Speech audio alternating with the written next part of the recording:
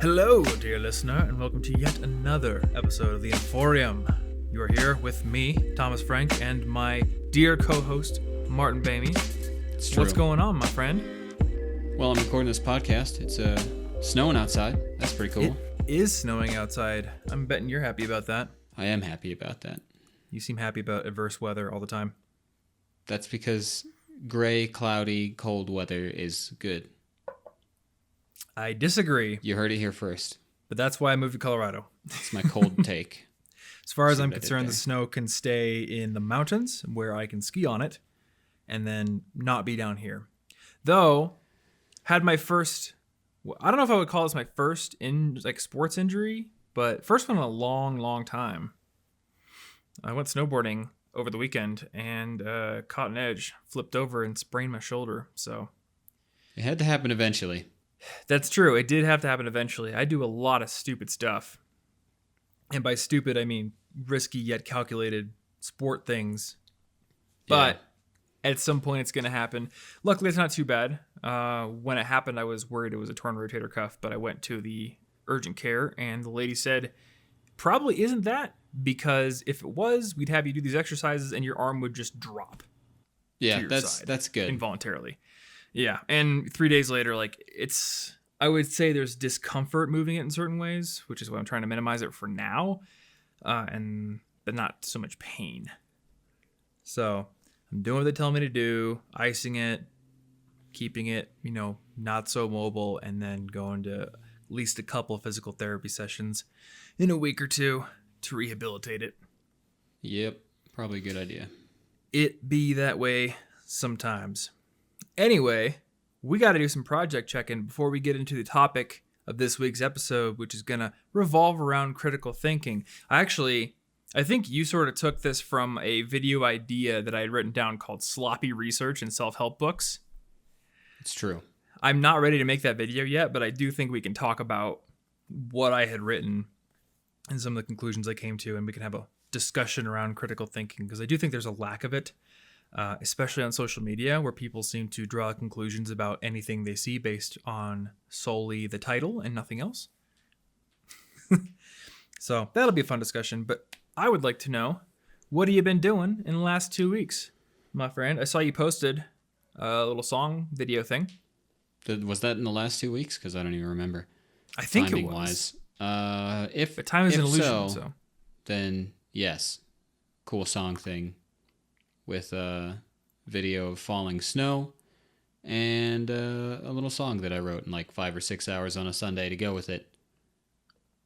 It's part of a new project I want to try, where I sort of want to tap in naturally to how I enjoy playing music, which is to go improvise new melodies every time I sit down at the piano.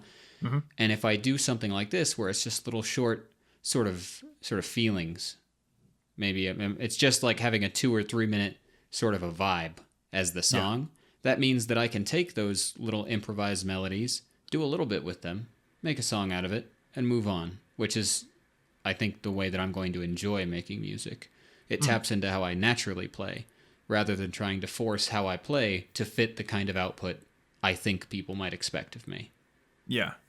I'm a little bit on the other side of the coin with that, because I tend to play the exact same way you do. I'll come up with a vibe, maybe just something that fits into one chord sequence, and I really want to learn how to seamlessly go to the next section of the song. I found something that takes a little bit of learning to kind of pick up on, because I'll just do the same chord sequence. My last song was the exact same 2 chords for 5 minutes. And in the production, I was able to add some embellishments, add some things that sort of give it a feeling of moving through different sections, but it really isn't. So in the next one I would like to have, I don't know, maybe stitch together 3 or 4 of the kind of things that you're doing, but then figure out how do I actually stitch them together and make them cohesive. Yeah, that's fair. And it makes a lot of sense for what you're doing with music. But I've been listening to almost exclusively just sort of instrumental, piano or jazz or lo-fi or video game music, stuff that I just put on in the background and sort of maintains its energy for a little bit. Mm-hmm. And the more creative part that's a challenge for me is that I want to mix piano with synthesizer and chip tunes and video game-esque things. Yeah. So it makes sense for me to be going at it from a short project and move on sort of thing. Yep. Yeah, for those genres, I think it definitely makes sense to go along in that style. For what I want to do is more like along the lines of normal song structure. So Yeah. different goals. And anything else? Yeah, I suppose I have some new pixel art that I'll probably finish by tomorrow as of recording this. I've started talking to people officially that I've sort of started the official moving process. That's pretty cool. And by the time anyone hears this, I will have wandered this plane for 3 decades. So that's a cool project I've been working on called Staying Alive That Long. Your birthday is tomorrow. It's true. Yeah, mine's 6 months from now? So basically tomorrow. Yeah. Are we going to have a giant Zoom party? I don't know. Honestly, I didn't plan anything. I usually don't do anything for my birthday. That's fair. One of my favorite episodes of Parks and Rec is the one where Ron is like so scared that Leslie's going to throw him a huge party for his birthday. And then his party is just, he gets to sit alone and eat a steak and watch old war movies and drink whiskey. Everybody has something different they want to do on their birthday. Well, other than getting injured, I have been a pretty busy beaver during the last couple of weeks. So last time we did Project Check-In, I had said the basement studio was coming along, the carpet was installed, and the next thing we had to do was get the paint on the walls. For anybody who's watching this on the YouTube side, you can see that some of the walls are still white behind me, but we do have 3 beautiful dark blue walls over there. And we have been able to put them to use on the iPad Pro video that will be out by the time this podcast goes live. So we are making progress. Spraining my shoulder is not really the most conducive thing to painting, especially reaching up high. But I didn't even think about that. But I'm going to manage. But yeah, we've got 3 walls done. And I'm a little stalled on certain sections of the basement because I now need to figure out how to run Ethernet cable. And I'm still kind of committing to learning how to do all this stuff myself because it's a lot of fun and I like learning things. But this is much more complex than painting. So I'm currently just watching a bunch of videos, trying to figure out what the heck do I do? How do I not drill into a pipe on accident? All that stuff. That is something that you need to not do a second time. Yeah, I did that once already, and I still contend that there was no way I would have been able to know that the pipe was there. That actually makes me want to. I got this thing called it's called a hole dozer. It's a kit of little drill bits that are basically like a circle saw, so it cuts a literal hole in your drywall instead of drilling with like a drill bit.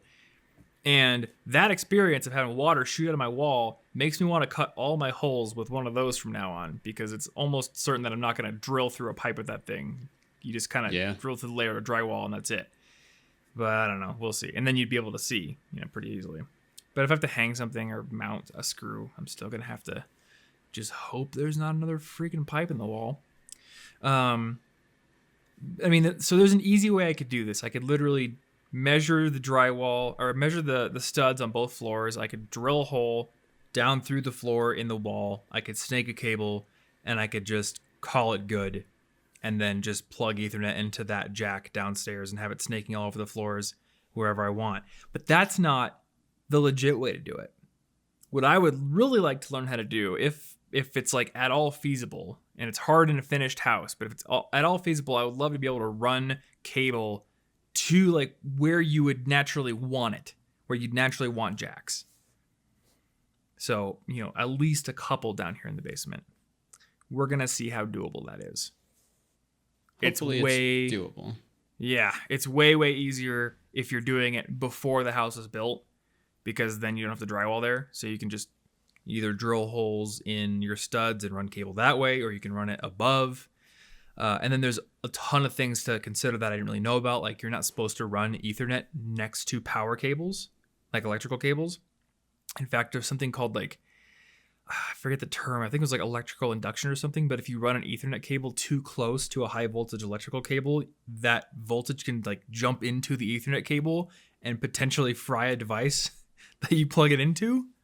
Yeah, yeah. So it's So not there's not a good idea. yeah, probably not. So there's all these codes like if it's unshielded, it needs to be a certain amount of inches from um, any parallel electrical cable runs. You can cross it at a 90-degree angle all you want, but if it's running parallel, it needs to be distanced somewhat. So that's going to add some wrinkles into the project. Basically, I'm going back to my original career plan, which was to be a network architect, except for I Hooray. only have to do it once. That's probably better So, suited to you to do it one time. but yeah, it's coming along. The nice thing is that even though it's not done, the basement is now usable as studio space. I've filmed a bunch of B-roll down here. I filmed A-roll down here. Like, we can use it. So that's pretty nice because it keeps us out of the editing room and gives me more space to work with. Yeah, But yeah. especially once the paint dries and you don't have the fumes. Well, I mean, we just paint with a window open. So I didn't even I realize haven't there was noticed. a window down there. Actually, yeah, So- there are. That makes it four. helpful. That's There better. are 3 egress windows and then 1 small window. There's actually a decent amount of natural light down here during the day. Like nothing on the level that you'd have on the first floor or second floor, but it's not Yeah. like a super dark, dank basement. When there's sunlight outside, it's actually kind of nice and airy down here. I don't know if cool. bright is the word, but I don't think it's going to make the dark paint create like this dark feel to the house or to the basement. Beyond that, I finally put out my Skillshare video, and that video, like I'm just so happy with how it turned out. I'm super happy with how it turned out. I wanted to do a video on creativity, and it was gonna be a video covering 3 different rules to becoming a more creative person. And I wanted to cover it because when I was growing up, I felt like I wasn't a very creative person, and I've since learned that I don't think anybody is straight up a not creative person. It's just that a lot of people don't do the things that allow them to naturally be more creative. And I was writing and doing all this research, and I ended up realizing like just what I had written on one rule, exploration, was enough for one video. So I turned that into a video, launched it, was really happy with it. And I was a little bit bummed for a bit because it was like 9 out of 10 out of all the videos I had, last 10 videos I put out. And I'm like, why isn't this doing well? And then I changed it to the title that Anna had suggested, and it went up to 3 out of 10. So You really gotta have the right titles. They gotta be relatable to people. yeah, I mean, it's title crazy and how thumbnails, big of a difference that is. everything. I was there's a podcast that came out between MKBHD and Mr. Beast, who are 2 YouTubers. In case you're not aware, I know you don't watch a whole lot of YouTube. I've heard the names. So they were talking about like, how they design thumbnails, whether they change titles, all kinds of stuff. And Mr. Beast was saying like he literally just comes up with the title and thumbnail before they make the video. That's basically how they make the video, is like make a video to fit what we've created here for the title thumbnail combo. And I mean, it makes sense because people, they go onto YouTube, there's dozens and dozens of videos all vying for your attention. I guess it kind of makes sense to first nail the thing people are going to click on and then create something that, pays off that click.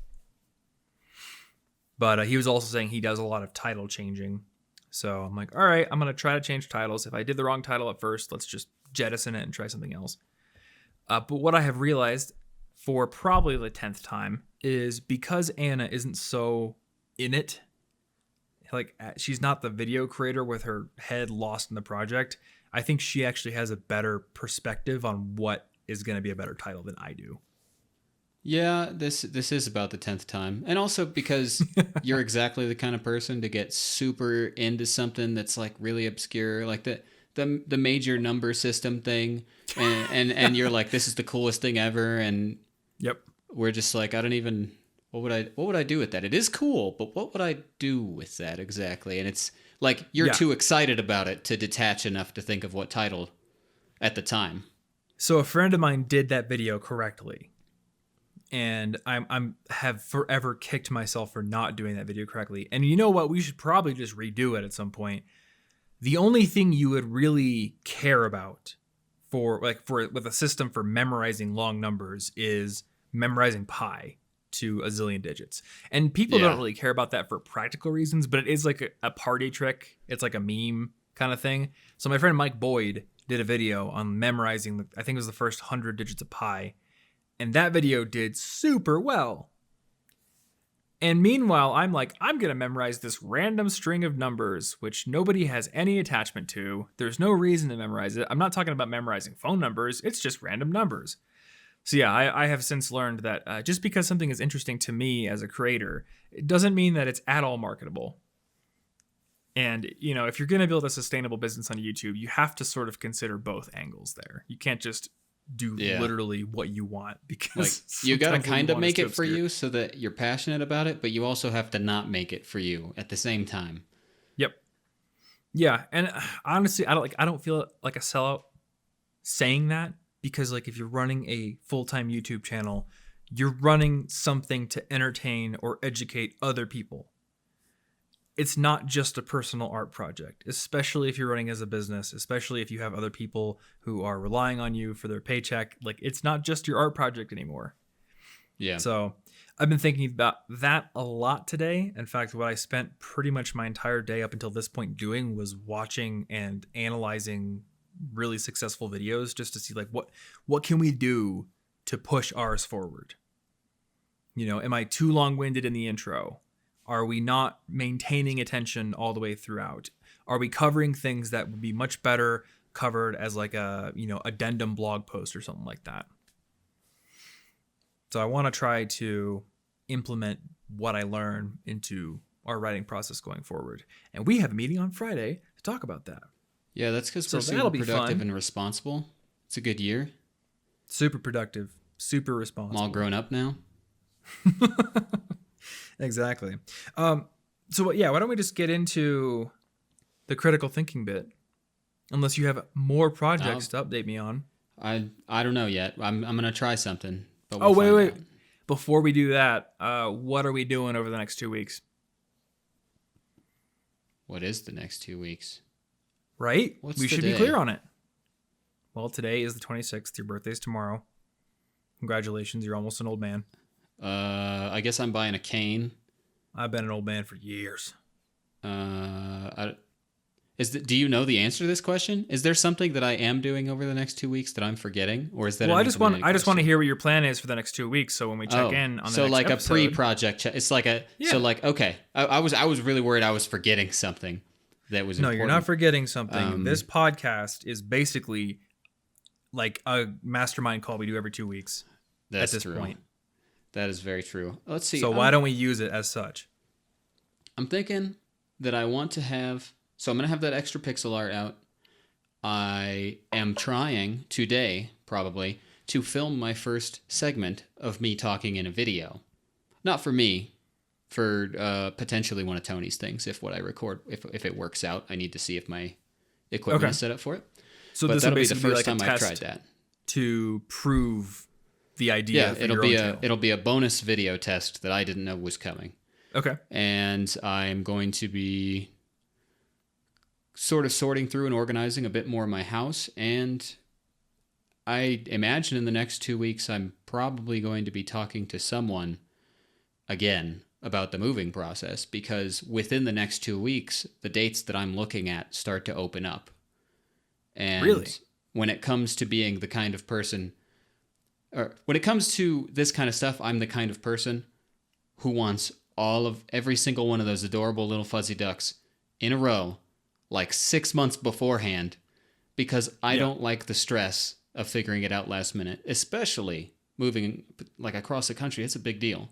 You need to be organized, or else my you stuff's own a billion miles away. Yeah, luckily it will be fairly simple to sort through that. Mm-hmm. But the paperwork and all that stuff and making sure, and I need to, proof of income, all this stuff that's responsible will probably happen within the next couple weeks, I think. Yeah. Now, you're moving when? May? Like late May, early June? Probably. That's and places are starting to open up in early February for that? I can book up to 90 days ahead of time. Wow. I did not know that. Yeah, I didn't know it till I called. This is the kind of question that I could have just been refreshing every day saying, is it the right date? But I just called and I was like, how soon? How's your math work there? So now mathematically, I know in a couple weeks I can say, I'm going to snap that up before anybody else takes the one I want. Mm-hmm. That is interesting because some of the apartment buildings I've gone to are like, well, we have a unit open, so whoever comes and gets it, gets it. And, 3 months lead time is just not really a thing it's in quite many a lot. areas around here. Well, it's also a kind of newish building. So okay. There's a chance they're being more lenient because they Yep. opened up in 2020 during, Yeah. pandemic times. So there's a chance they're being a little more flexible Mm-hmm. in an attempt to make up for lost time. That makes absolute sense. The building I'm sure Tony there are lived so many in, places have that problem right now. Yeah, the building Tony lived in was also pretty much brand new, and then the pandemic hit. So, I would go up there and visit him, and the top 3 garage floors were empty. Yeah, so And basically you could there tell. are so many buildings that are like, please come live here. Please do this for me. This is Yeah. you just started a very expensive investment and couldn't start Meanwhile, paying for like it. renting houses around here, Tony's been like, "Hey, can I wait a month?" And they're like, if no one else comes and wants to rent it before you, I guess. Yeah.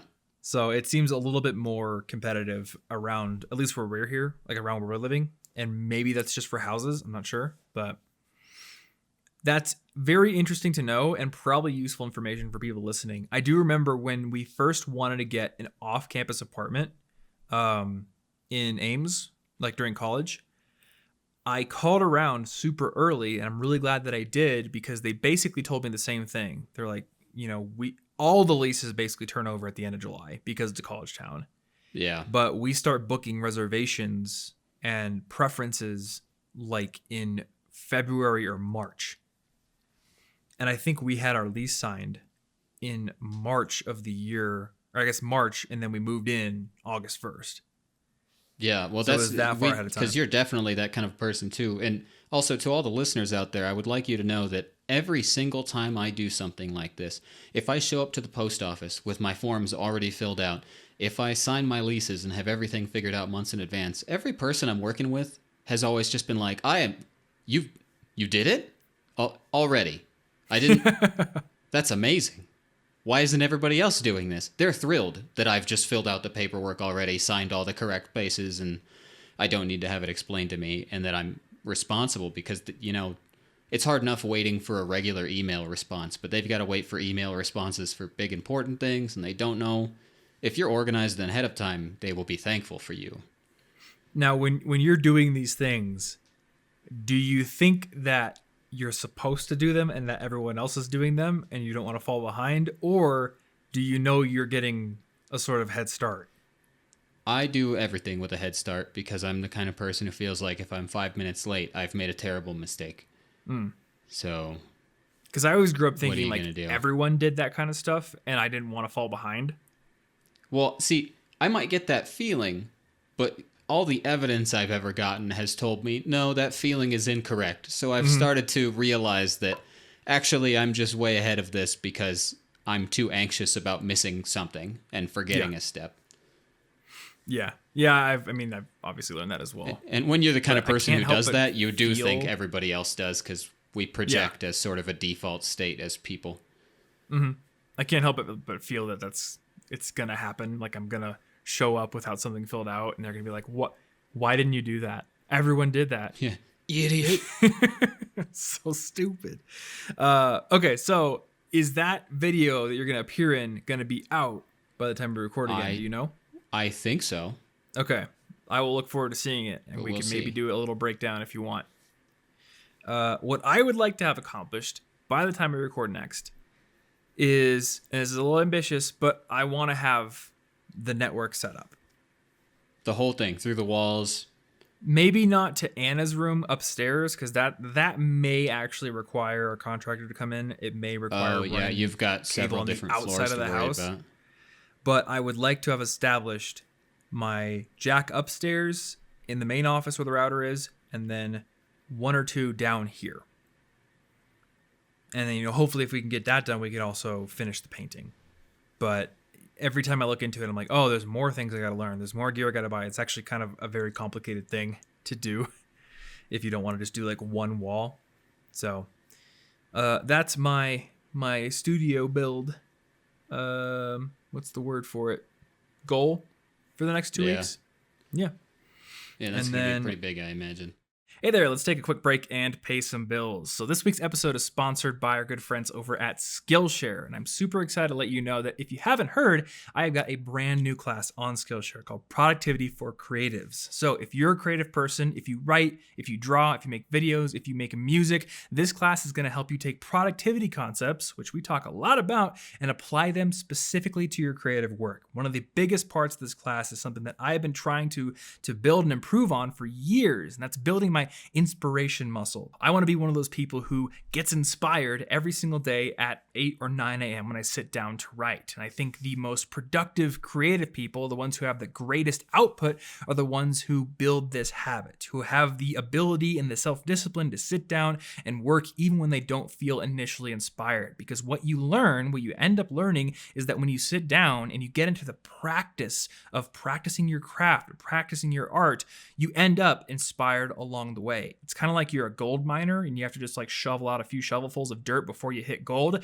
If you never stick that shovel into the ground, you're never going to hit gold. So you have to start moving some dirt before you can ever do that. And a lot of the class focuses on how you can build that inspiration muscle and build that self-discipline and apply it to your creativity. We also talk about building templates, automating or removing the friction of certain parts of your creative process. So if you want to learn how to, add more self-discipline into your creative process, but also remove some of that friction, I think you're going to get a lot out of the class. I also have 2 other classes on Skillshare. So if you've never used Skillshare before, you're going to find an additional class on building strong habits and a class on building your productivity system, your to-do list, your calendar, your note-taking system, all of these tools and how to use them in a harmonious way that makes sure nothing in your life slips through the cracks. I've got plans for additional classes coming out in Skillshare later this year as well, so it's definitely a place you're going to want to watch if you want more classes and educational content from yours truly. But there are also thousands of additional classes already on the platform from tons of expert teachers. My friend Nathaniel Drew has classes on there. My friend Ali Abdal has classes on there. There are classes on graphic design, video editing, marketing, additional productivity classes,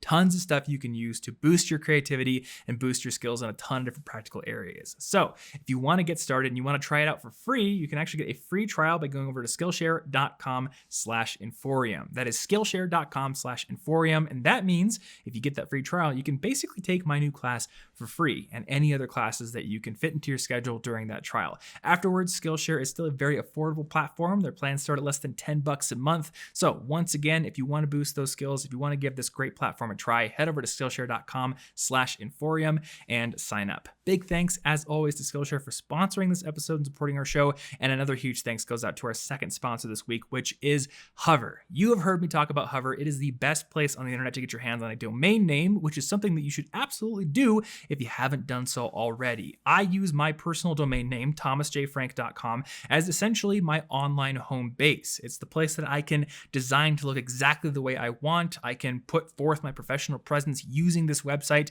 and the first part to building that is getting that domain name. Hover is the best place online to do it because they give you this pain-free, frictionless process for buying domains. They have over 400 extensions to choose from, ranging from your classic .coms and .nets and .me's to more fun ones like .lol. I bought thomas.lol, so you probably can't get that one. Or .blog. I got thomasfrank.blog. And some of them I just have because I want to have them and they redirect back to thomasjfrank.com, but I want to maybe use them for something else in the future. But if you're just getting started, at least get yourself one domain name that can establish that professional presence for you, that you can put on a resume when you start applying for jobs, that you can put in your Twitter bio, in your LinkedIn bio, all these different places, all these different social networks where a lot of people can find you. You can lead them back to that specific place where you can communicate exactly who you are, what you do, and how you can help other people. And when you buy your domain with Hover, you get a couple of other cool features. They have a connect feature that can easily hook your website up to website builders and online store builders,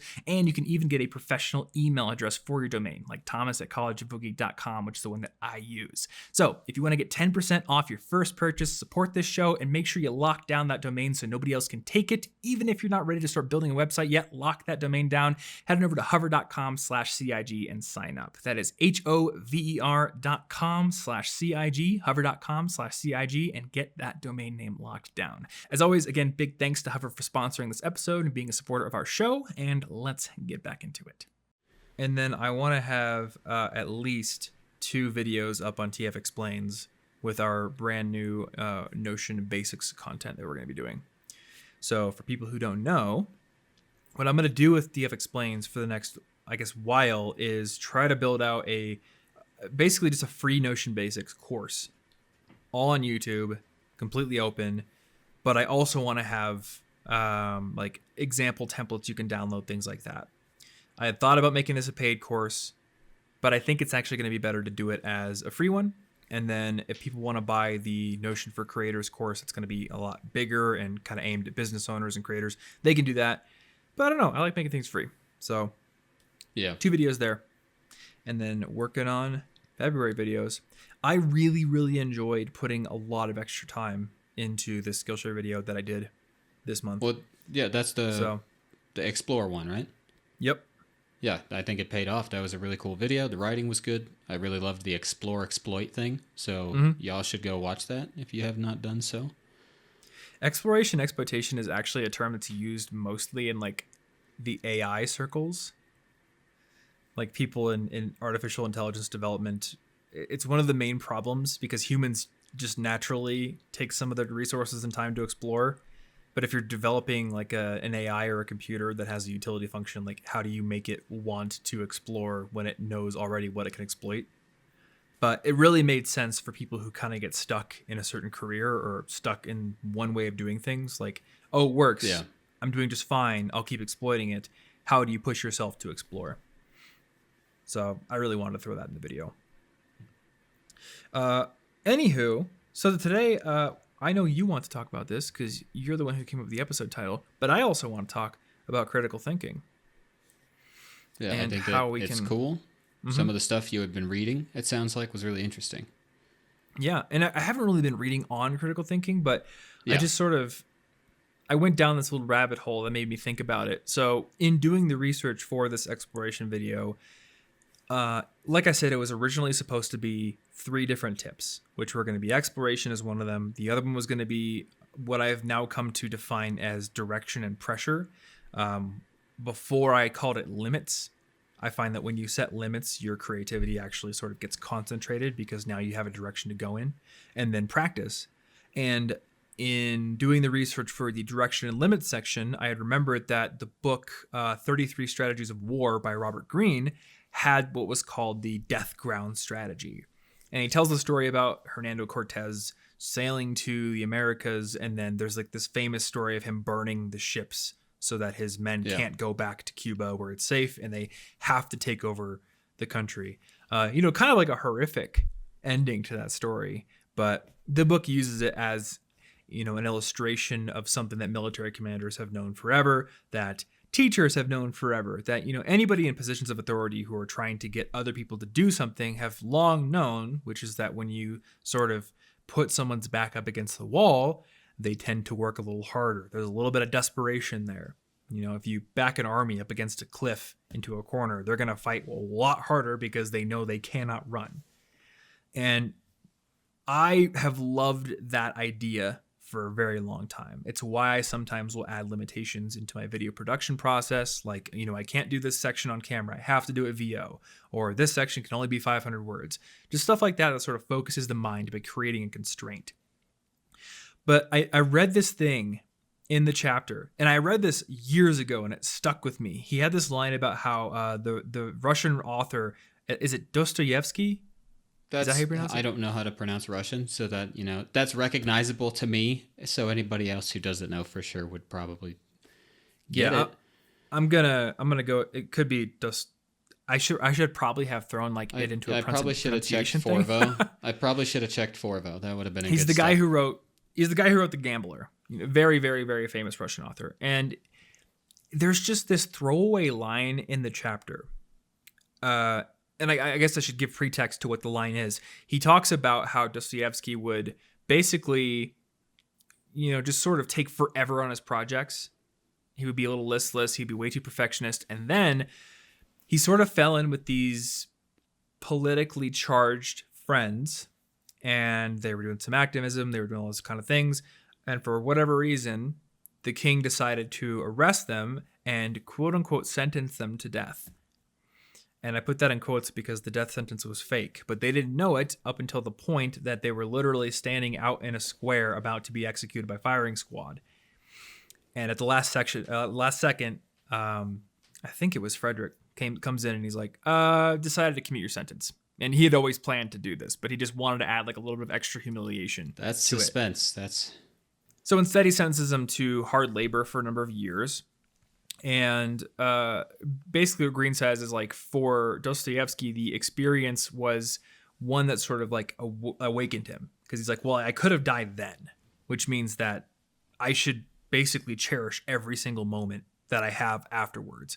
And after that happened, his writing output went up. He was always working frantically. It basically just changed his entire work ethic. And he sort of says like he would do these things to reconnect with that feeling, to reconnect with the knowledge that, you know, time is fleeting, life is precious. And there's this throwaway line. Sometimes when he had become too comfortable, he would go and gamble all of his money away to essentially reconnect with that feeling. That stuck with me for years.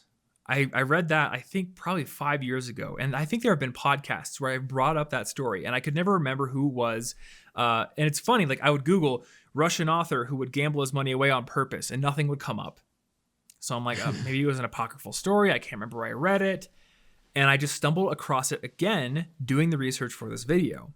But this time I was like, okay, that's weird. Like it's a really interesting, colorful thought to think like a guy would literally go and purposefully gamble all of his money away just to kind of get in touch with his inner ascetic. But it's a weird thing. And I'm like, you know what? Okay, now I finally remember who this was about. I remember where I read it. Now let me go do some research because I want to know about this. If there's a guy who would actually go and purposely gamble his money away, like that's interesting. I want to know about it. Well, it turns out Dostoevsky was a compulsive gambler. He literally had a gambling addiction. And there are letters that he would write to his second wife about, like, you know, being so sorry that he had pawned away her possessions, feeling so guilty about it. Like he was racked with guilt about this, and he was actually like addicted to gambling. So this was not, oh, I feel too comfortable, I'm going to go purposefully gamble away all my money in this enlightened throw of the dice so I can get back in touch with, you know, what life is really about. He had a compulsion. But the book makes no mention of that. It didn't say, you know, he was a gambling addict. It said he did this on purpose, essentially. And like, I don't think that Green is like trying to mislead people because it's this throwaway line. It doesn't really bolster the meaning of what he's trying to get across. It could have been left out. The rest of the story about his fake execution, that already is hard-hitting enough. The Hernando Cortez story, or maybe it's Hernan Cortez, that's already hard-hitting enough. It makes the point. I don't know why he threw it in there. My guess would be that he came across it in research and didn't think to dig further into it and thought it was interesting enough to leave in the book. Yeah, it could have just been interesting and believable enough, given what else he might have known about the author. It's been like, that seems true. Mm-hmm. But I would argue like something like that, a sentence like, this famous author purposely gambled away his money so he could purposely be poor, is a sentence that should make you pause and go, that doesn't make sense. There's this artificial intelligence researcher who wrote like this whole series on rationality on a site called Less Wrong. His name's Eliezer Yudkowsky. He's a guy who shaped a lot of my thinking. I don't like everything he says, but he's the first guy who I really read into who had anything to say about human rationality and heuristics and biases. And he has a whole essay about like noticing when you're confused, how like a lot of people will be confused and they'll go, oh, well, that's confusing, but whatever, and gloss over it. And like, if you want to become a more rational thinker, you need to develop this ability to notice when you're confused, like when your model of reality doesn't match what you just read or just experienced, and then, you know, take the time to pause and figure out, why are these out of sync? Which one is wrong? Is it my model of reality? You know, is it that he actually did gamble his money away on purpose and maybe I should rethink my conception of humans? Or is the story wrong? Is there something we're not being told here? And maybe my conception, my confusion was justified here because maybe there's something else going on. In this case, that is the case, you know? And I think like we don't spend enough time doing that. And if we Yeah. want to get more out of the books we read, the experiences we have, we also want to avoid intaking potentially dangerous ideas and making decisions based off of those ideas. We need to notice that confusion more often. Yeah. I think there's a bit of a habit to, especially if you're being confused by someone you look up to or respect. The Mm-hmm. the instinct might be, well, I'm sure it makes sense. I just don't get it, but I'm sure it makes sense. But it might not. And then Yeah. people can easily get misled by someone they respect, Mm-hmm. or they can accidentally become sort of yes men, or yes people is less catchy, but it's more accurate. If you're Yeah. just constantly like, I'm sure what you said makes sense, boss. No problems. And then you never get to say, wait a second, that was the worst idea I've ever heard in my Yeah, life, which exactly. actually lowers your potential value to that same person who might need to be told they were wrong. I And mean, a then, good boss doesn't want to be surrounded by yes men. yeah, They do that's want to be horribly surrounded by hindering. people who think about their criticisms before blurting them out. Yeah, Because yeah, you can't just yell that's dumb over and yeah. over. That's not useful. Mm. But I think one of the best habits that I've built up in life in general, and especially the last several years, is just in taking information skeptically, but also positively. I don't mean everything is a conspiracy theory, and I think that the lizard people are going to get me. But in taking They things are. skeptically, well, that's none of my business. They can. It's not my concern yet. It might be But your business if they're going to get you. it's not. Their desires are higher than mine, and I cede that to them. My body becoming fuel for their grand designs is no matter for me to speak Fuel out is a on. great honor. You were forgetting.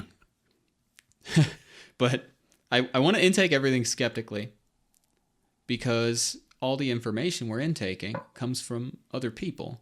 Mhm. And other people have different contexts that might explain why they would think that, why they Yep. might stand to mislead you. Maybe they would gain. Or maybe that's, even if it's just a self-help book or a personal thing, or even something we say, and it's like a personal anecdote, you should question it.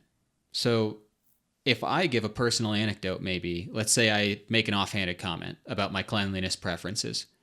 Well, you shouldn't immediately latch on to whatever I just said as law, even if you love everything I've ever said. Because, for me, there are many different contexts that make my statement true to me and maybe not anyone else. I like simplicity in design. Minimalism is calming to me. I didn't grow up with a lot, so I'm really careful about buying new things because it still kind of feels like a big deal when I do it.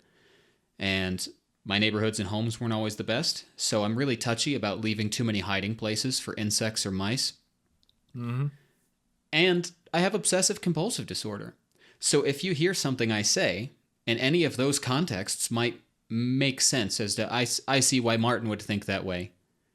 But so he's not lying or misleading, but I don't need to intake that. Yeah. There are whole books where I'll read through and I'll be like, that section's cool. I can see why it makes sense, but I can toss that out of my head immediately because it's just not going to be relevant to what I'm doing. Mm-hmm. I have different goals and a different life. Yep. Yeah, I remember the guy who ran Social Triggers used to say, like, preach this. Spend 20% of your time creating and 80% of your time promoting what you create. And, I was like this wide-eyed, impressionable first or second year blogger. So I'm like, okay, I guess that makes sense. He's got all these followers. But I've since realized, like, maybe that makes sense for him. But for the work I do, I should flip that. If I spent 80% of my time promoting the things I made, what I made would be either I would never publish anything, it would be like a year between videos, or I'd be putting out garbage. It takes time to write and experience things and do the research to make anything worthwhile. And then it takes more time to produce it. So for me, like the promotion, I got to do some of it, but that has got to be the minority of my time. Yeah, exactly like that. And it's just, that's the difficult part about improving your own life, is that you need to adapt every single thing you hear. You shouldn't just take that thing and say, that's it, let's do it. You got to think, does this actually make sense for me? Yep. My favorite quote still is that one from Bruce Lee, which is, oh my God, I'm totally brain farting right now. Oh no, I know what you're talking about. Yep. And it's my favorite quote. So of course I would. And something. Oh, adapt what is useful, reject what is useless, and add what is specifically your own. That's yeah, what there it is. I don't know why I There brain it is. farted for a second. We can't cut it out because we don't do lots of editing on this show. That's I guess fine. It's people know organic. that I It's brain farted non-GMO. on my favorite quote. Non-GMO quotes right here. And like, okay, so going back to the whole story with Robert Greene, like one takeaway we could take from this is authors need to do better, right? And we can put pressure on people like that. Hey, like, you know, do better research on your books, or maybe we don't buy books from people who we think don't do great research. But that is sort of passing the buck back to the author. And like there is a justification for doing that. But that justification isn't so strong that we should abdicate all responsibility to the people who are putting out the information. We need to take the responsibility upon ourselves to think critically about what we intake. Because to try to abdicate that responsibility it's just not realistic. To try to say, like, everybody who puts out information, could you be a little bit more thorough about it? Please and thank you. I want to intake like a sheep. I want to just accept everything I see at face value. So could you please just be a little bit more accurate? Like, no, we have to look at it critically and notice the confusion. And when something doesn't make sense, go either dig into it or go, that doesn't make sense. Maybe I shouldn't take that too seriously. If I don't have time to dig into it, let's not take it too seriously, at least. Take it with a grain of salt. Yeah, even in an ideal world with perfect information, I would much rather still be making sure I adapt it to me. And I guess on a similar note, you were mentioning you want to notice when you're confused. One thing that I've gotten much better at in the last several years, especially because, you know, politics has been very fun in the United States. One thing I've noticed is if something initially makes me feel mad or offended, that is also something I should stop and wait and say, wait, why? Why am I? Have I really thought this through? What is my opinion? Do I even have one on this topic? Mm-hmm.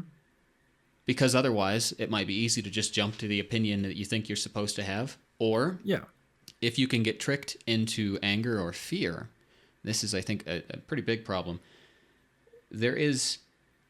I've read in some places, but cannot actually back this up right now, but essentially you don't think as logically when you're mad. Yep. You know, the brain science behind that, I'm not going to make any claims to that. But I think that intuitively it makes sense because everybody that we've ever seen be angry or scared has, you know, missed several logical steps that would probably calm the situation down. So if you find yourself like that, you're shut down. It's like why in any game you want to get your opponent feeling emotional because they're going to make a blunder.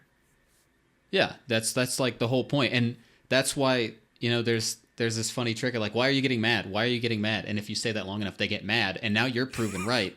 And now they're going to stumble through and they're going to lose anyway, even though maybe you were wrong. But if you can get somebody to think primarily emotionally, it will kind of shut off the caution that you should have when you're approaching new information or when you're trying to formulate your opinion on something, because the world is nuanced and everybody around you is complex, and you should see situations that way.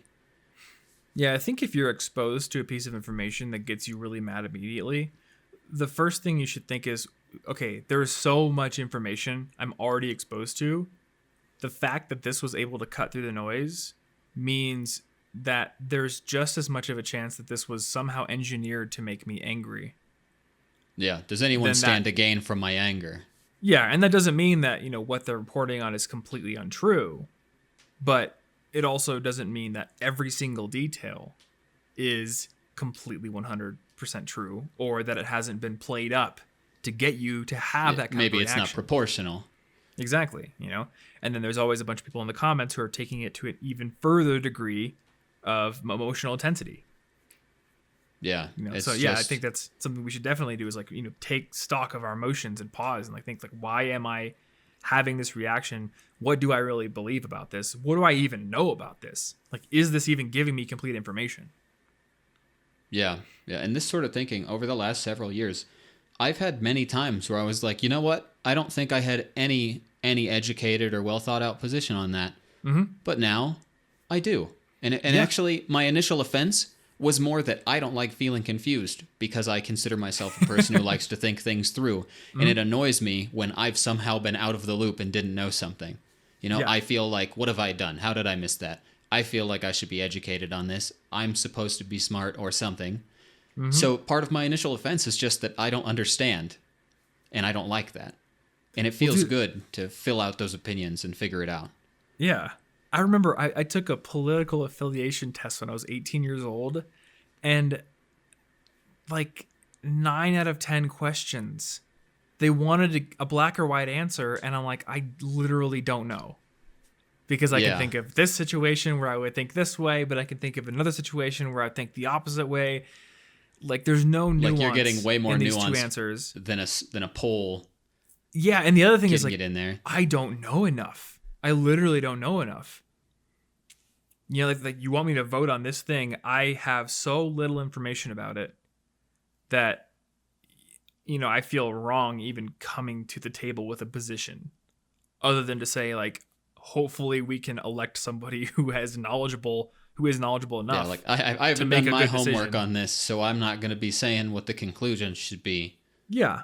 Like I remember like when the presidential election was happening, I got my ballot measure and I did my main votes. And then there was one that it was like, should wild wolves be purposefully reintroduced to the wilderness in this certain area of Colorado? And like the only reason I know anything about whether or not that should happen is because Tim Ferriss put out this whole blog post, I think it was like a year ago, saying he was committing a bunch of money to donate to like reintroducing wolves into, I think it was like the Alaskan wilderness in his case. But there was this documentary that he cited. There's all this evidence that bringing wolves down helps keep overpopulation and grazing animals from happening, which helps to prevent actual deforestation. Like it can literally have geological effects.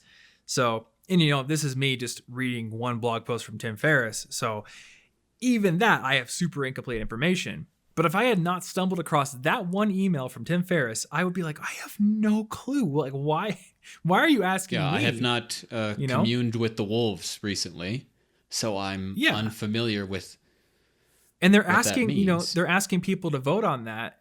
And what I would imagine would happen is the people who live in those communities are probably going to be like, we don't want wolves around because they're going to come in our backyards and eat our chickens and do all kinds of stuff. But then like the 10 times as many people in the cities are like, oh, wolves. Okay, that's fine.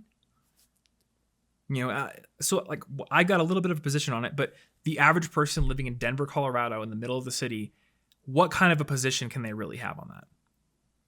Yeah. Unless they go out and do the research themselves.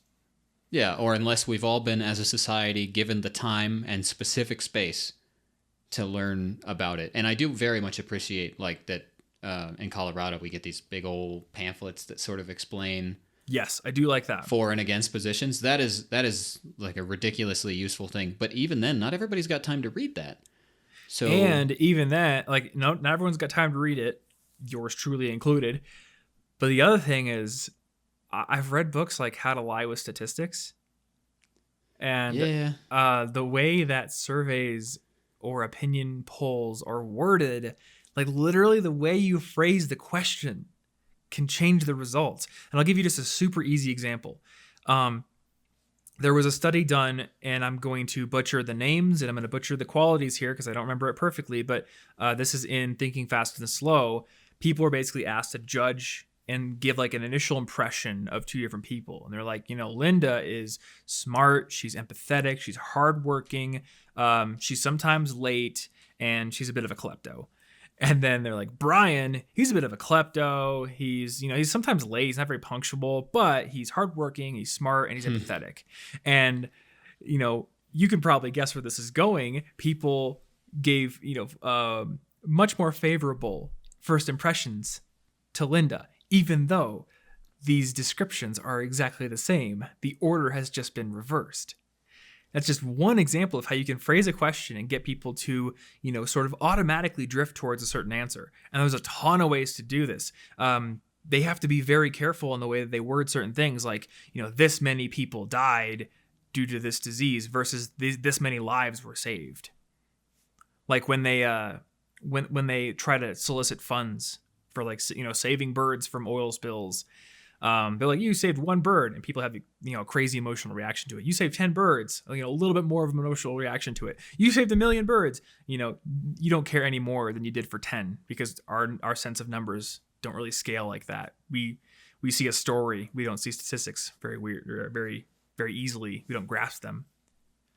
Yeah. So I always fret about that kind of stuff too. And I guess that's just like yet another reason we need to develop these critical thinking abilities, because we can be manipulated in ways we'll never even think about. Yeah, and you've got to know that everybody that is coming to ask you your opinion on something might have a preference they want you to have, which means you should be cautious. It doesn't mean that they're evil or that they're wrong. It might turn out that you love their position, but you should really question whether you love that position, or whether you haven't really thought too deeply into it. That's the trick, is because sometimes your instinct was right, but it's better, I think, to have that backed up and know why it's right. And most people don't even think they're evil.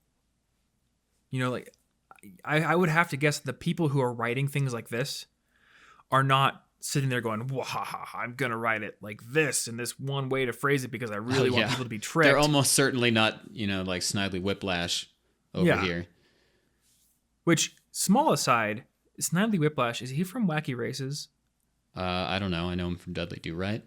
Oh, okay. That's what it was. I always thought he was the bad guy in Wacky Races, and then I posted a picture of a Wacky Races character who was the bad guy that I drew a long time ago, and someone called him, I think it was like Doug Dastardly, and I'm like, no, that's Snidely Whiplash. But I think I was wrong. Look at that. You see that? Your opinion wasn't educated on old cartoon villains. Yeah, if you're saying instinctively Dudley Do Right, that's probably what it was. And it probably was Doug Dastardly, whoever it was. Anyway, that show was great. I watched it a ton when I was a kid. But yeah, like, people don't think, haha, I'm evil. Everyone has an agenda. But most people have that agenda justified in their heads pretty darn well. So when they're creating something like an opinion poll or something like that, they're probably not consciously thinking, how can I word this question so that I get the answer I want? Some of them are. Some of them definitely are. There's all sorts of like data fudging in science. So like we can't say nobody's doing that. But your point was correct. Like, not everyone is evil and not everyone is wrong. They're probably their just opinion. saying it how they think it in their head. Yeah.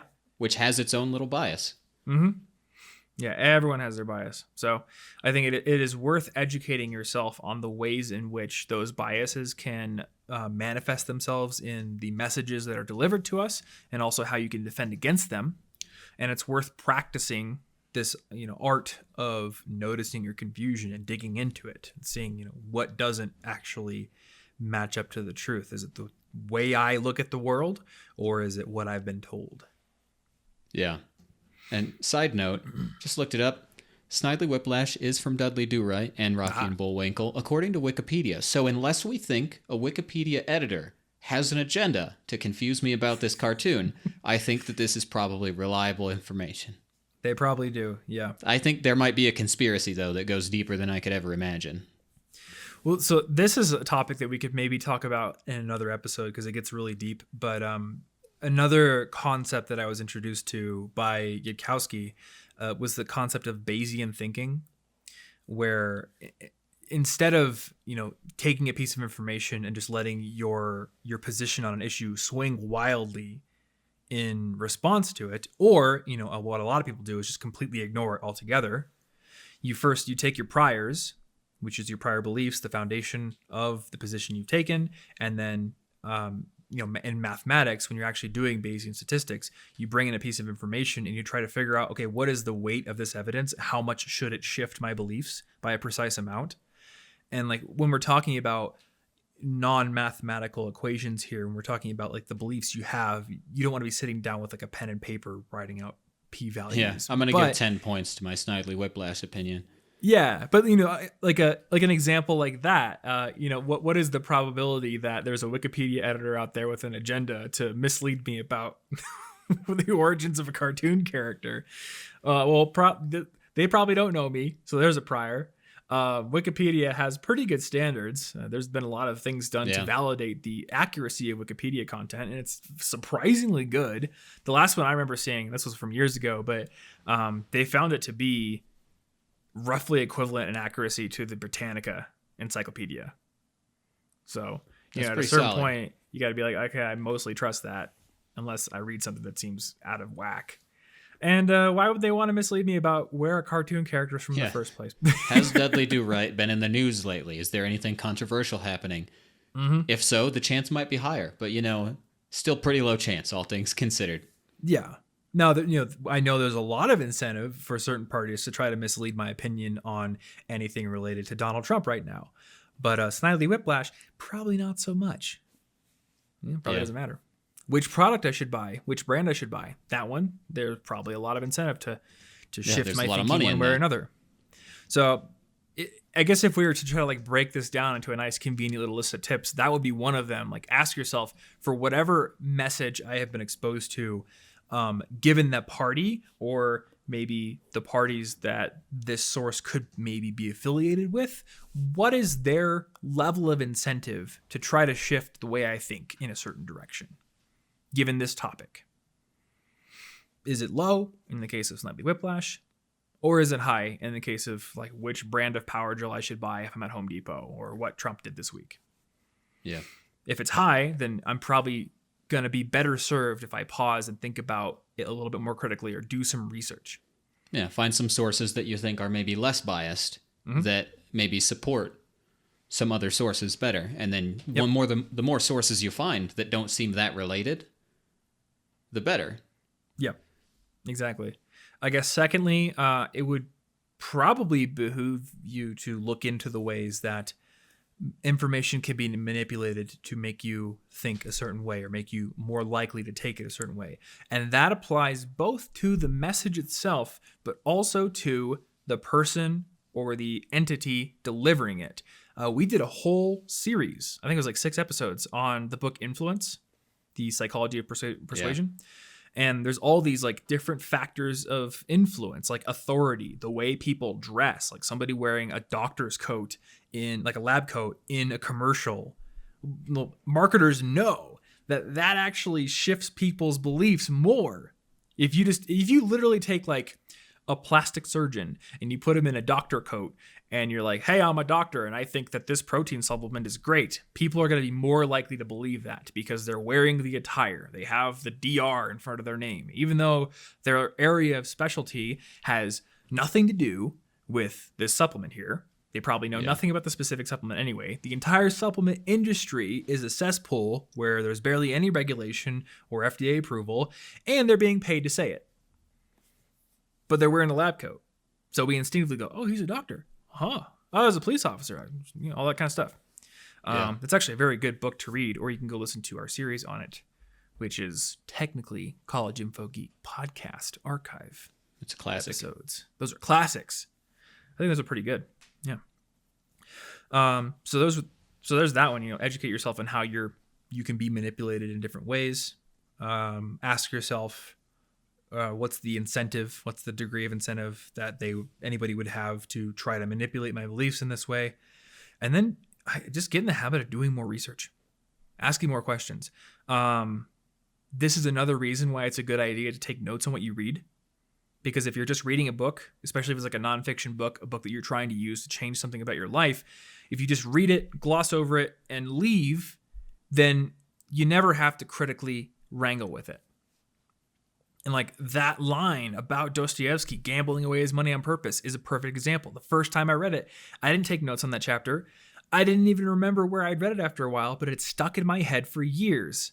I told the story on podcasts, and I can't even imagine like how many people read that and also, remembered it. And how many other throwaway lines are there that are maybe poorly researched or unjustified for the point that they're trying to bolster are in all these self-help books that we read. How many people are taking away the wrong conclusions from that? And they're never stopping to question them. Yeah. Especially if that's what they wanted to hear. That's true, yeah. You're manipulating your own information if you hide from stuff that doesn't support what you wanted to be the conclusion. Yeah, I mean, there's a very inconvenient truth in the self-help industry that there's a huge amount of incentive to tell you what you want to hear. That's why there are fat loss pills, because you don't want to hear, you need to go and exercise and go on a restrictive diet that you're probably not going to like. You want to hear like, oh, you can do whatever you want, keep doing what you're doing. We have a product to sell you that will give you everything you want without you having to put any hard work in.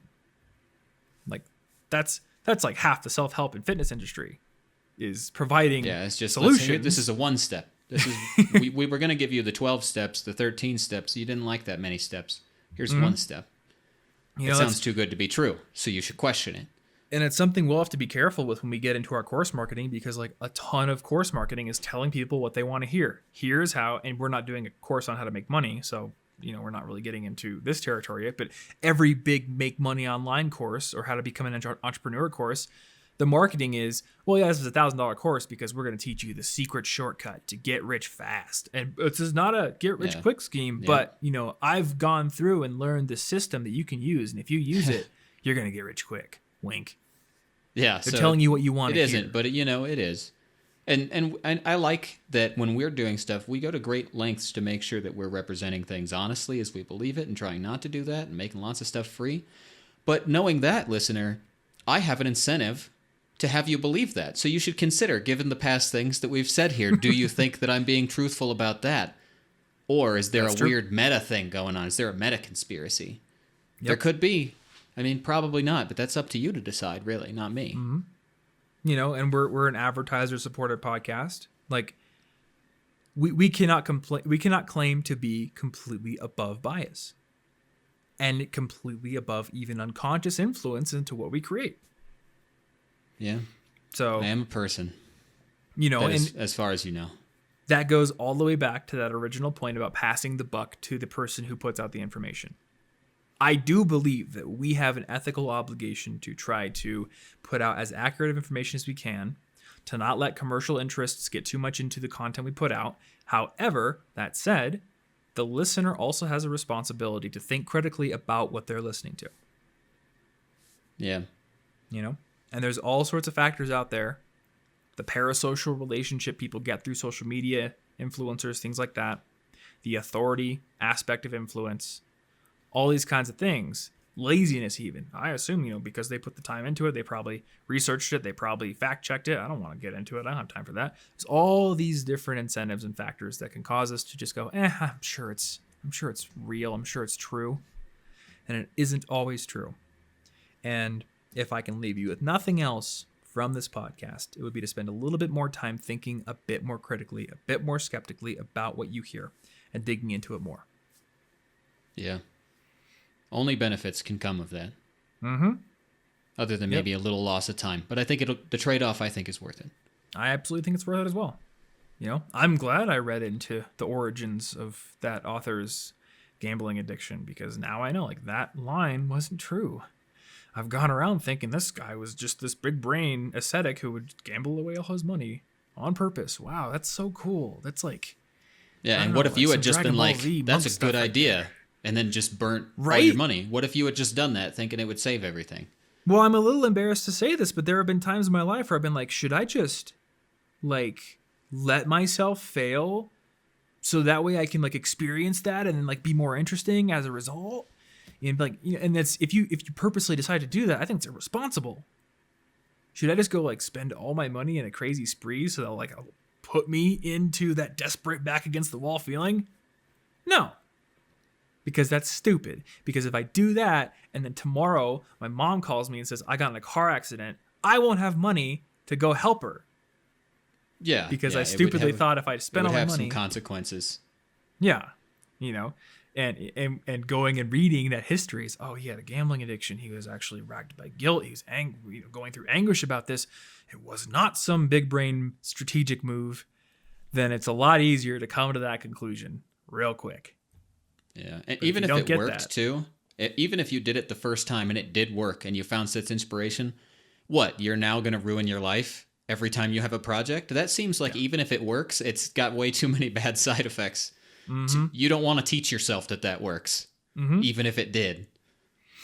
And in this process of critical thinking, what I've come to learn is there are ways to get back a little bit of that useful desperation, that useful constraint without doing something stupid. That might mean stepping up your game a bit, taking on a challenge that you're afraid to take on. Don't like give yourself a handicap. Like don't just like start the same game on New Game Plus by saying, okay, I'm gonna de-equip all my armor and throw away all my money and try to do the same game. Go play a new game with all the new abilities and weapons and spells and everything you have to randomly turn this into a video game metaphor. Or find a way to add a constraint to a certain project. I get a lot of value out of that sometimes. That's how I wrote my book. You got to write 500 words a day. Otherwise, BeMinder is going to take your money and tweet that you failed. Yeah. Do it. Didn't have to throw my money away preemptively. I had the threat of losing money. Yeah, and also, probably not enough to ruin your life immediately. So yeah, it probably wasn't. Better planned. And I remember like being fascinated by Nick Winter when he wrote that book, The Motivation Hacker, how he had put up $7,000 into BeMinder as a bet, and he didn't transfer the money into it, but it would have taken $7,000 if he didn't write, and then taken $7,000 if he didn't skydive. So he had committed like all of his wealth to these two goals. And I look back on that now, like that's actually pretty insane. And when I think about it critically, and this is just coming to me now, I didn't prep this, but when I read that as a impressionable 19-year-old kid, I was like, that's cool. He would have lost all of his money if he didn't go skydiving. And now, as somebody who is nearly 30, and like I don't have kids yet, but I've got parents who are getting older, I'm thinking about these things. I'm like, there's no way that I'm going to put up all of my wealth on a stupid bet to get myself to go skydiving. Because if I screw it up and then my family needs my help, well, I've just basically I put was them scared. in a bad position, And, looking back on like, he also wrote that book when he was probably near that age, like 21, 22, I think. Fairly affluent dude living in San Francisco, doing tech startups, probably, and now I'm making assumptions, but probably didn't have like a ton of life experience up to that point that told him, hang on to what you got because you never know when your next meal's coming. You said at the beginning of this podcast, like you have experiences like that growing up. So I'm in very poverty. careful. I'm betting you probably wouldn't bet $7,000 that you're going to go skydiving. I would never do that, especially because I do think there's a decent chance I would just not go skydiving. I don't want to go skydiving. But I wouldn't put that much on there because it's not just punishing me. It's punishing anyone involved. And also not having food sucks. Mm-hmm. So it's punishing me or the people I know closely at minimum. But it's also punishing any food banks I might have given some of that to. It's punishing any good I could have done. And they didn't do anything to deserve that. Yep. No, I mean, there is nuance here. In BeMinder, you can set a setting to give, I think, half of what you would lose to a charity. Which actually seems like the wrong way to go about it if you're trying to motivate yourself not to lose that money. Now, I feel like that would make me think it's not that bad. At least it's going to a good cause. You probably want it to be set to go to a bad cause. So you make sure you never do it. Evil Inc. Doofenshmirtz Incorporated is going to get my money if I don't write my book. But the other nuance here is... I won't risk it all. Yeah. And the other bit of nuance here is I'm not saying that, Nick Winter was wrong to do that or even wrong to write about doing that. It's an interesting story. But I don't think the conclusion we should draw from that is everyone should go do that. Oh, that's such a good idea. No, it's all based on the context. Yep. It's an outlandish thing. And maybe it would work for some people, but maybe it would be an irresponsible choice for other people. Yeah. So, I think if we talk more, we're just gonna cheapen what has already been said. So, unless you have anything else to add, I don't think I do. That's a pretty good. That's pretty good. I didn't know where all this was gonna end up going, but I think we're good.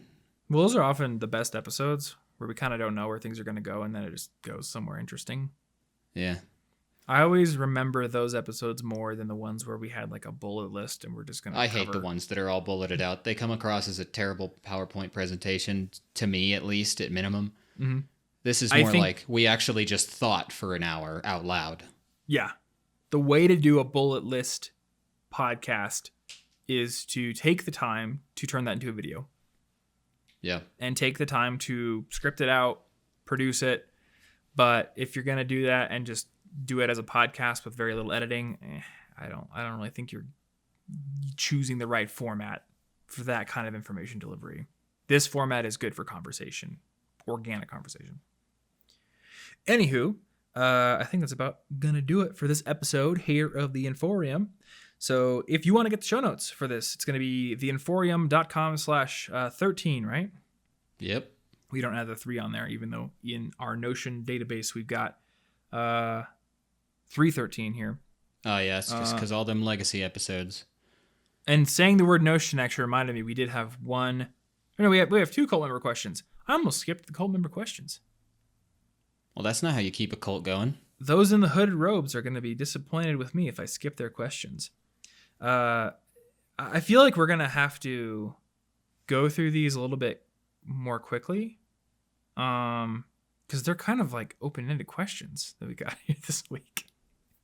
So one question is, how do you write scripts? And I'm just going to speak a little bit about the video I just put out, which is called This Is Why You Don't Feel Inspired. If you are curious about the context, you can go watch that video. It's on my YouTube channel. But basically for that video, it started out as like stream of consciousness morning pages, which is just like daily writing every day. I'm trying to do that now. And I found that that's very useful for bringing back the wit, almost sharpening the knife, actually using your tools and keeping them in good order. And I'm reading the book Creativity Inc. right now at Tony's request because he loves Pixar so much. And I wanted to write a video about creativity. So I just started writing about it. And I'm like, okay, well, what's the question that I really want to answer here? And the thing that was kind of sticking out of my mind is, what can you do to become a creative person? And I wanted to list out some examples. And one thing that I've been trying to do with my writing process is add in more storytelling. Instead of just putting out a video that's just like, here's 3 tips for this and that's it, I want to have stories that I can use as examples that can lend some emotional weight and some context to what I'm saying. So I wanted to add a story or an example to this video. And I'm thinking, okay, who's creative? What are some of like the most creative works that I can think of? And one that just snapped into my mind immediately was the opening to Neuromancer. That opening line is just iconic. If you want to know what the opening line is, go watch the video.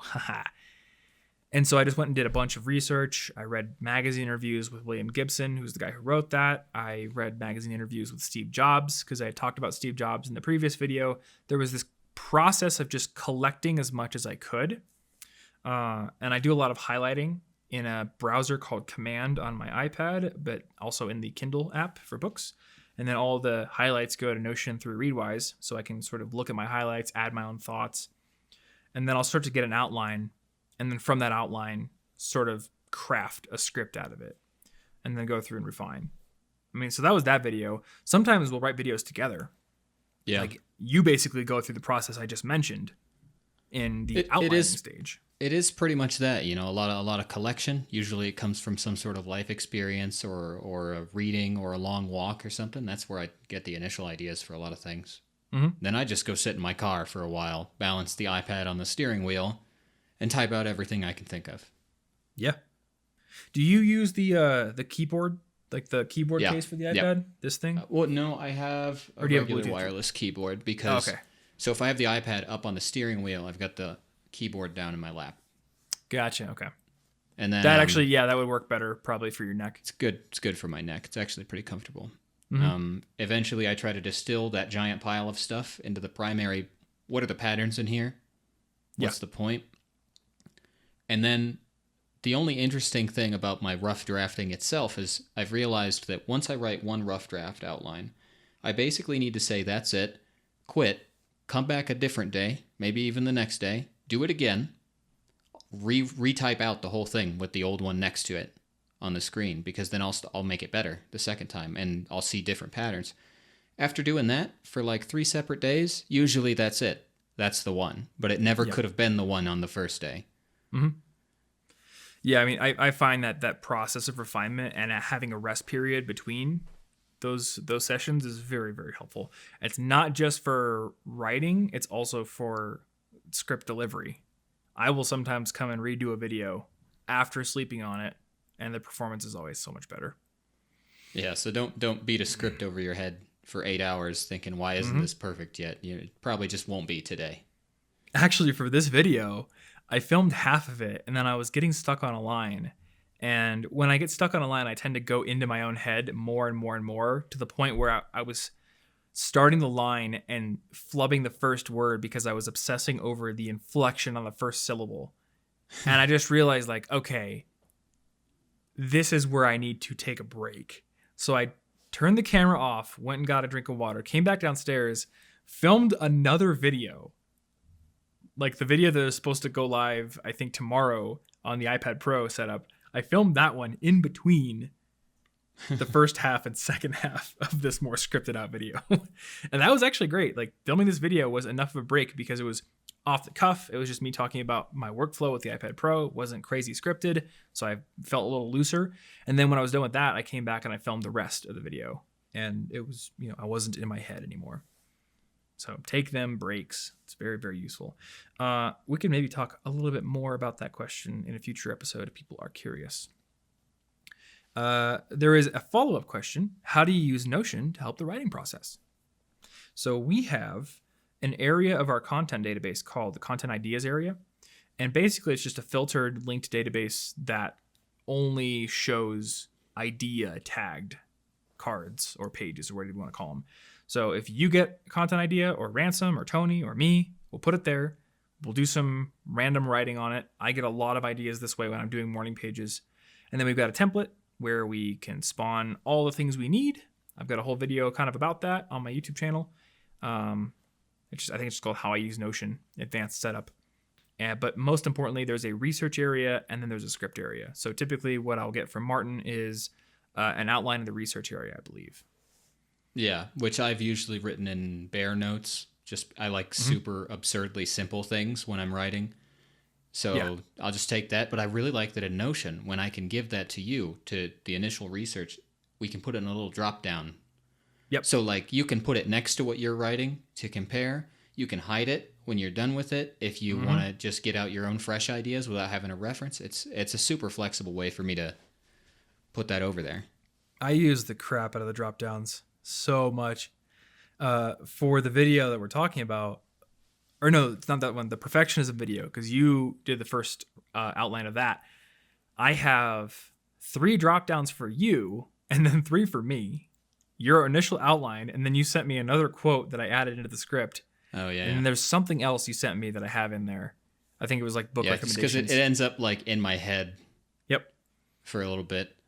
But I love that. I love being able to collapse the things I'm not looking at right now. It's actually one of the things I love about Roam Research, and I kind of get the same experience with the toggles in Notion.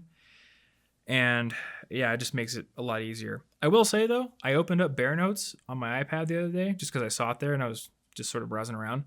And there are certain things that I miss about that simple note-taking experience. I really like it. Beautiful simplicity to it. It's my favorite thing, and I like writing in Markdown. Mm-hmm.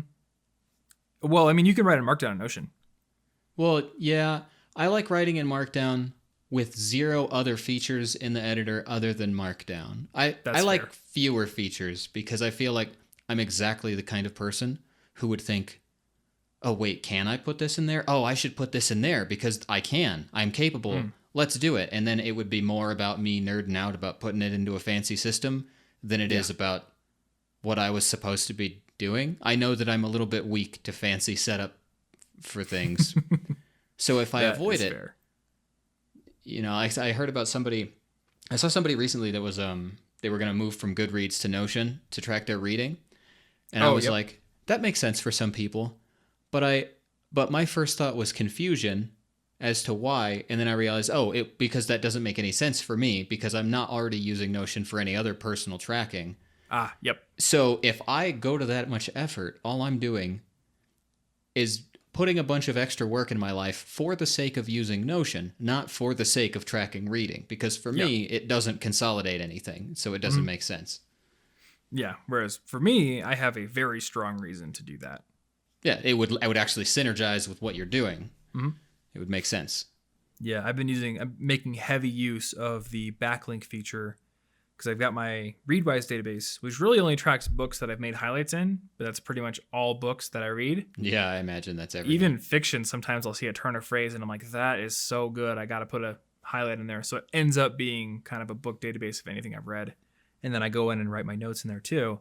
But I can just do a double bracket and link to any of those book pages from anywhere else. So if I'm doing research and I'm like, oh, hey, this article I read, this book I read, they're all going to contribute. I'll add backlinks to those pages from the research area. Yeah, that actually makes sense as opposed to just having fun organizing things that didn't need organized or something. Mm-hmm. Now, what I really want is the ability to reference specific blocks from other pages and maybe even embed them. That would be cool. But we'll see if that comes along in the future. Notion is everything. So I can't try to make them come up with every feature right when I want it. Yeah. Speaking of Notion, like I said earlier, I've got basics videos coming out on the Thomas Frank Explains channel. So within the next couple of weeks, there's going to be 2 of them. Committed to it in Project Check-In. Boom. Yeah, we gotta get our courses going. So those will be on there. Subscribe to that channel if you haven't already and you are curious about learning more about Notion. And if you want to make sure you get this show when it comes out, which is every other week on Mondays, then you can go over to theinforium.com and subscribe. We're on Spotify. We're on Apple Podcasts, Google Podcasts, Pocket Casts. We are on Air, which is a podcast player that I've been using because you can actually hit a button to make a highlight of the last 30 seconds or 45 seconds, whatever you choose, of what you're listening to. And then that gets synced to Readwise as well, which syncs to Notion. So that's pretty sweet. I've been doing that for podcasts where I want to mine them for insights. So I'm going through one of the old Hardcore History episodes right now. But then I still sometimes use Pocket Casts just because I've got a lot of old downloaded episodes in there and I don't want to re-download them. So I don't know. I juggle between a couple right now. But anyway, we're on all those podcast players. You can probably search for The Inforium and subscribe. But if not, theinforium.com has instructions on subscribing manually. I believe there should be a page on how to paste the RSS feed link in to whatever player you want. If you're on Apple Podcasts, there is a rating and review feature. If you enjoy this show, leaving a rating and review is always hugely appreciated. So thank you if you do that. But as always, thank you for simply hanging out with us. And we will see you in the next one. Stay tuned.